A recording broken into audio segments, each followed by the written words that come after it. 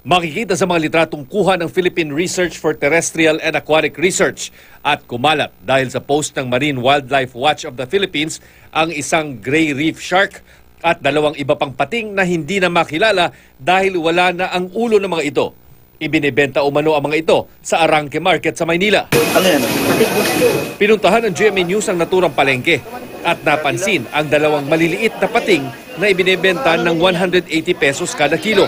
Meron din kaming nakitang mga ibinebentang pagi. Sabi ng tindero sa amin, gataan o kinunot ang kadalasang luto ng pating. Hindi matiyak kung anong uri ng mga pating o pagi ang ibinebenta dito dahil wala ng mga ulo. Wala pang pahayag sa ngayon tungkol dito ang Bureau of Fisheries and Aquatic Resources. Pero base sa kanilang panuntunan, hindi naman lahat ng pating ay bawal hulihin o ibenta.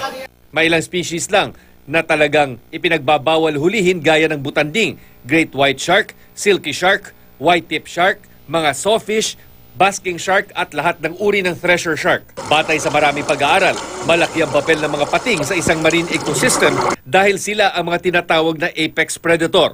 Sukatan nga kung malusog ang marine environment kung maraming pating sa dagat. Bawal ding hulihin ang ilang uri ng pagi gaya ng giant manta ray na kasama ng mga pating sa tinatawag na cartilaginous fishes. Ayon sa Republic Act 10654 o ang inamendahang Philippine Fisheries Code, bawal ang panghuhuli at pagbebenta ng mga uri ng isdang nakalista sa Appendix 2 kung base sa pag-aaral ay maaring maubos na ang mga ito kung hindi makokontrol ang panghuhuli at bentahan.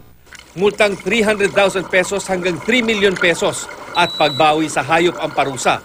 Maaari ring makulong ng 5 hanggang 8 taon. Sino Gasto Nakatutok, 24 oras.